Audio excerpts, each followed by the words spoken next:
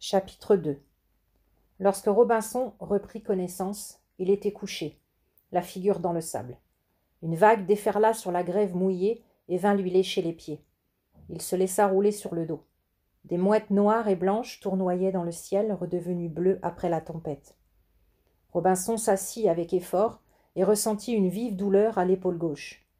La plage était jonchée de poissons morts, de coquillages brisés et d'algues noires rejetées par les flots. À l'ouest, une falaise rocheuse s'avançait dans la mer et se prolongeait par une chaîne de récifs. C'était là que se dressait la silhouette de la Virginie, avec ses mâts arrachés et ses cordages flottant dans le vent. Robinson se leva et fit quelques pas. Il n'était pas blessé, mais son épaule contusionnée continuait à lui faire mal. Comme le soleil commençait à brûler, il se fit une sorte de bonnet en roulant de grandes feuilles qui croissaient au bord du rivage. Puis il ramassa une branche pour s'en faire une canne et s'enfonça dans la forêt. Les troncs des arbres abattus formaient avec les taillis et les lianes qui pendaient des hautes branches un enchevêtrement difficile à percer, et souvent Robinson devait ramper à quatre pattes pour pouvoir avancer. Il n'y avait pas un bruit et aucun animal ne se montrait. Aussi Robinson fut-il bien étonné en apercevant à une centaine de pas la silhouette d'un bouc sauvage aux poils très longs qui se dressait immobile et qui paraissait l'observer. Lâchant sa canne trop légère, Robinson ramassa une grosse souche qui pourrait lui servir de massue. Quand il arriva à proximité du bouc, l'animal baissa la tête et grogna sourdement. Robinson crut qu'il allait foncer sur lui.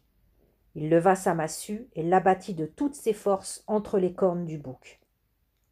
La bête tomba sur les genoux, puis bascula sur le flanc. Après plusieurs heures de marche laborieuse, Robinson arriva au pied d'un massif de rochers entassés en désordre. Il découvrit l'entrée d'une grotte ombragée par un cèdre géant. Mais il n'y fit que quelques pas parce qu'elle était trop profonde pour pouvoir être explorée ce jour-là. Il préféra escalader les rochers afin d'embrasser une vaste étendue du regard. C'est ainsi, debout sur le sommet du plus haut rocher, qu'il constata que la mer cernait de tous côtés la terre où il se trouvait et qu'aucune trace d'habitation n'était visible. Il était donc sur une île déserte. Il s'expliqua ainsi l'immobilité du bouc qui l'avait assommé. Les animaux sauvages qui n'ont jamais vu l'homme ne fuient pas à son approche. Au contraire, ils l'observent avec curiosité. Robinson était accablé de tristesse et de fatigue. En errant au pied du grand rocher, il découvrit une espèce d'ananas sauvage qu'il découpa avec son couteau de poche et qu'il mangea. Puis il se glissa sous une pierre et s'endormit.